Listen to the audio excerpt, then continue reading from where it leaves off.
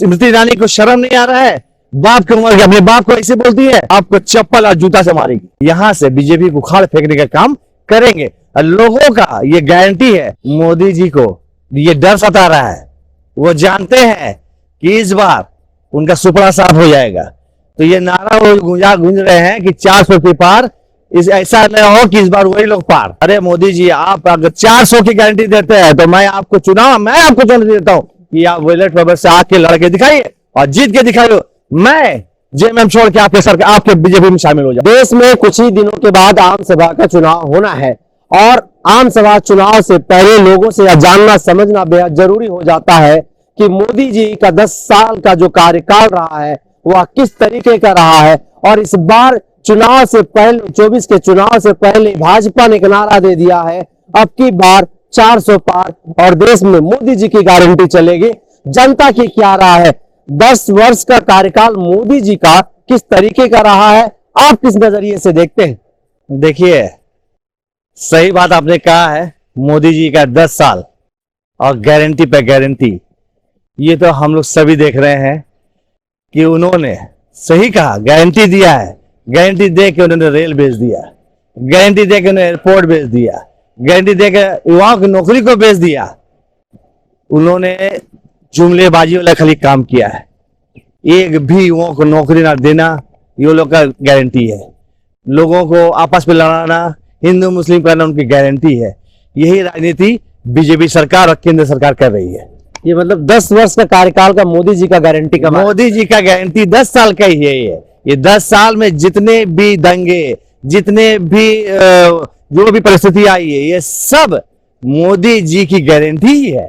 तो अगर गारंटी मोदी जी ऐसा दे रहे हैं तो 24 के चुनाव से पहले जिस तरह से 2014 में उन्होंने नारा दिया था, बहुत हुआ महंगाई की मार, अब की बार मोदी सरकार, फिर 2019 में एक अलग नारा दिया और अब की बार जो 24 में जो चुनाव होने वाला आम सभा का, उसमें भारतीय जनता पार्टी ने अब की बार 400 पार का नारा दिया है। इस 400 पार का नारा आप लोग किस तरीके से देखते हैं? देखिए, सबसे बड़ी बात है, मोदी जी को ये डर सता रहा है।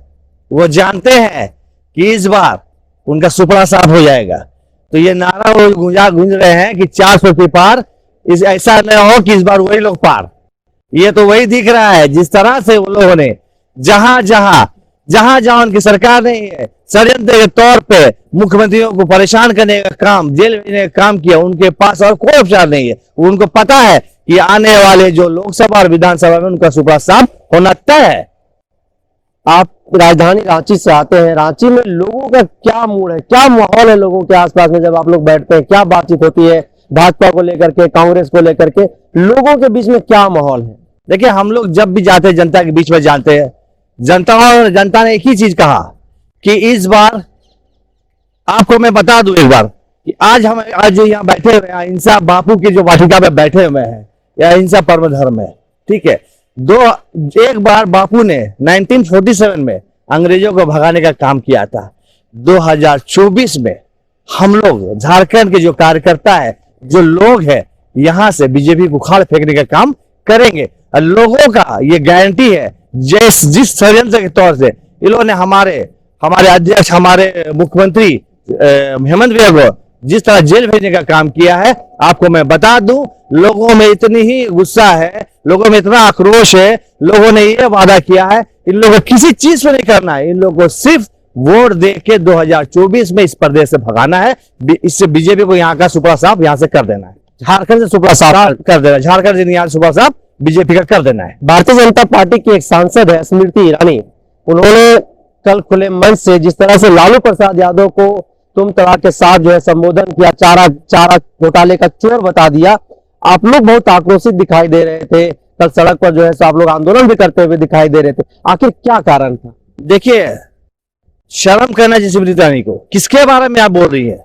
जो दलित, पिछड़े, अल्पसंख्यक के जो वो सिखाने वाले हैं, वो सब हम लोग भी उनको गुरु मानते हैं। उनके स्मृति ईरानी को शर्म नहीं आ रहा है? बाप की उम्र अपने बाप को ऐसे बोलती है। अरे हम लोग का बस नहीं था, वो तो लेडी है, इसलिए उनको बख्श दिया गया है। वरना ये जो अपना जो निकाली है अपने शब्द, वो शब्द को वापस ले।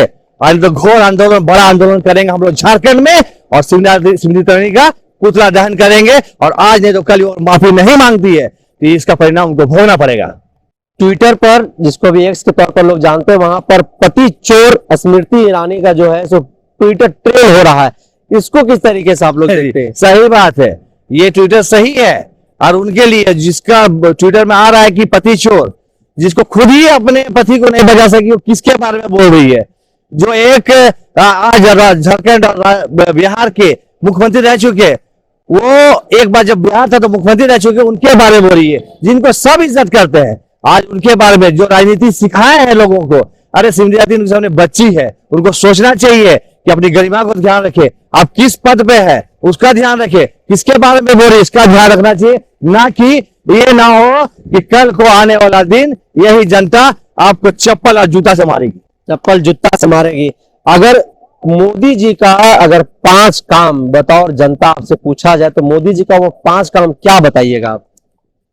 मोदी जी का 5 काम, सबसे पहला तो जुमलेबाजी, जो कि कुछ नहीं होता है। दूसरी चीज, हिंदू मुस्लिम लड़ाओ राज करो, ये उनका काम है। तीसरी चीज, जहां जहां उनके मुख्यमंत्री ने ईडी भेज के जेल भेज दो, ये उनका काम। चौथा चीज कि युवाओं को नौकरी छीन लो, उनका गारंटी है। और बाकी तो आप देख रहे हैं इंडिया में सब बिक रहा है, सब चीज का महंगाई बढ़ रहा है, ये उनका 5वां काम। यही 5वां काम। 24 में राहुल गांधी या नरेंद्र मोदी? 100 to 100% राहुल गांधी को आने से कोई नहीं रोक सकता। जितना अच्छी तरह से जिस तरह से वो अपने जनता के बीच जा रहे हैं, जनता उनसे प्यार करती है। आने वाला 2024 में राहुल गांधी को हम लोग पीएम के रूप में देखेंगे। ईवीएम जब हैक हो रहा है, ईवीएम पर जब सवाल खड़ा कर रहा है, वैसे में आप कह रहे हैं कि राहुल गांधी को कोई नहीं रोक सकता है, तो क्या लग रहा है कि ईवीएम जिस तरह से हैक हो रहा है, राहुल गांधी?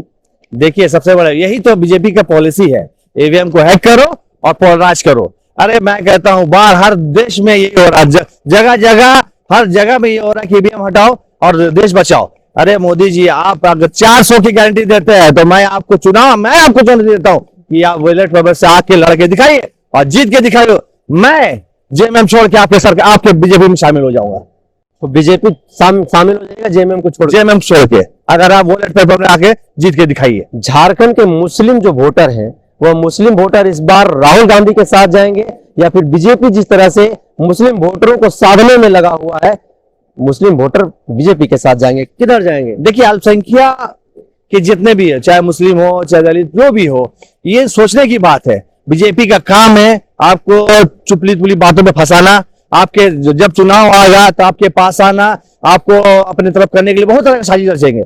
लेकिन मुस्लिम वोट, आज के वोटर जो है झारखंड के, मुस्लिम हो दलित कोई भी हो, सब समझ गए हैं ये बीजेपी का चाल है। वोट जब सामने आता है, जब विधानसभा आता है, लोकसभा आता है, हमारे पास आते हैं और हम लोग खींचते हैं। लेकिन अब सब समझ गए हैं ऐसा कुछ नहीं होगा। आने वाले जो लोकसभा और विधानसभा का जो चुनाव आने वाला है, इसमें तमाम लोग, तमाम झारखंड के जिस जाति से आते हैं, तमाम लोग जेएमएम और कांग्रेस को ही वोट दें। भाजपा के कार्यकर्ता कह रहे हैं कि जिन्होंने राम को लाया है, हम उसी को लाएंगे।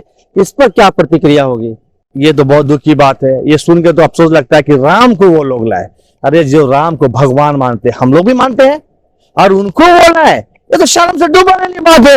अरे भाई, आप ये क्यों बोलते हैं? भगवान है, आप उनको लाएंगे? आपके पास इतना ताकत है, एक भगवान को आप लेके आए, और आप इंसान है, आप तो अपने आप को राम से ऊपर समझ लिए।